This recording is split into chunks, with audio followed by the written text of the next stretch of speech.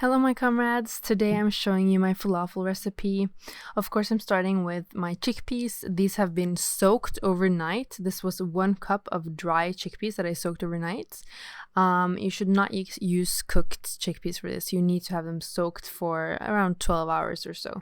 And here are my spices. They're just sesame seeds, salt, of course, some zaatar, which is a mixture of thyme and salt and a few other things. Onions. This is just 1 onion. I have some lime here. I would use lemon actually, but I didn't have it, so you can use either. Both are good. I got couple of sprigs of mint there. I have a handful of spinach. I have also coriander and parsley, and all of that will go into my falafel. And I forgot to take garlic here. I do add it later, but you should be adding garlic at this point as well. I have no idea how I could forget garlic. I mean, come on. But again, you should add that later. So I basically just add everything into my food processor.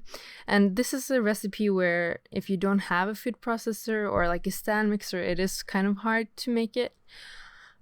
So yeah, I don't really know if there's any possibility, maybe with a mortar and pestle, but that seems pretty hard. But if you have a food processor, it's really, really simple. You just add everything, your parsley, coriander, chickpeas, and your lime or lemon juice, whatever you're using.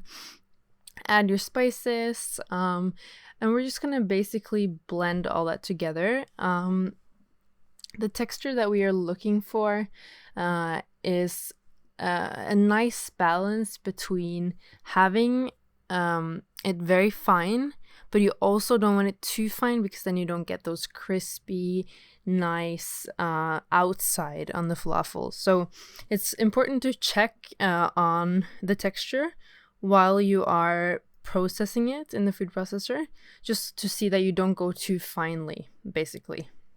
I just like to check kind of like, oh, do they fall apart when I try to press them together? If they fall apart, I will do a little bit more. Yeah, so that's how I check it. So just see if your dough stays nicely together in a ball. And then if they do, it's probably good to go. Yeah, here again, I'm taking all of my dough into a little bowl. I was gonna put this in the fridge, but again, I forgot to put garlic, so I had to add garlic first, and then I like to put it in the fridge for around an hour if you have time for it. I just find that the falafels hold together better if I put them in the fridge first and they don't fall apart, which is, it's important when you're making this. And you can see here that the texture is quite fine, but they still have like little chunks of both chickpea. You can see the herbs, of course, in the green color. Yeah, here I'm adding my garlic like an idiot who forgot about it earlier. But no worries, you can always add stuff in if you forgot it. Though it's, of course, ideal if you put it in at first. So please do that when you're making this recipe. All right, so now I add it into the fridge for, like I said, around an hour. It's been chilled, and I just form it into little balls, which I will show you now.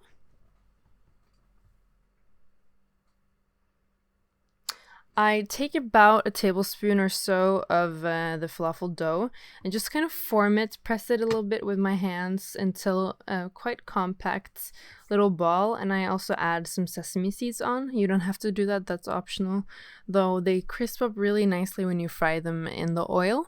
So I think it's a really nice addition for the falafel. Again, you just make little balls.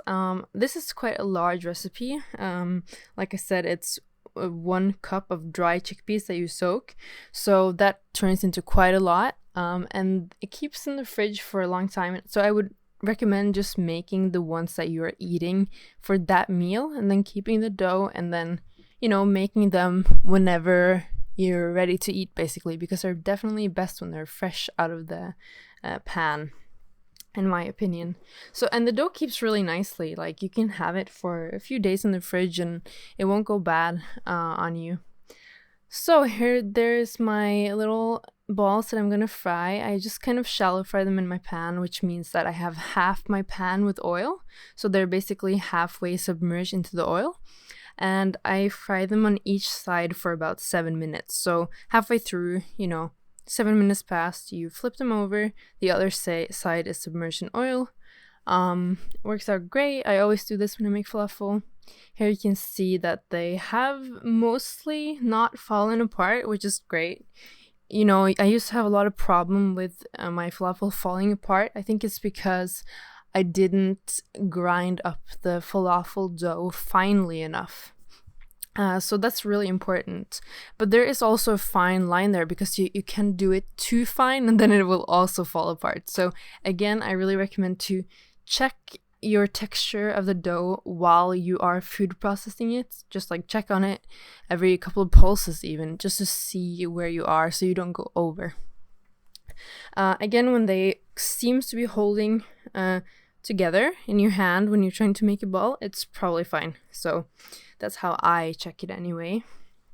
Here I'm just gathering some things that I have with my falafel. Here's my finished product. They're really delicious.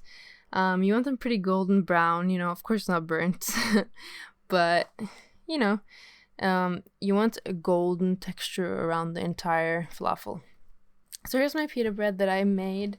And I also have some squash and feta dip here that I roasted a squash. I have some pickled onions. I got some potatoes. I got some cabbage that I pickled really quickly. I got some carrots that I also just put some vinegar on. And then, you assemble your pita however you want. And the thing about this is you can add basically whatever you like. This is just what I like to have. And of course, feta cheese. Oh my god, how could I forget? You can add whatever you like to this, really.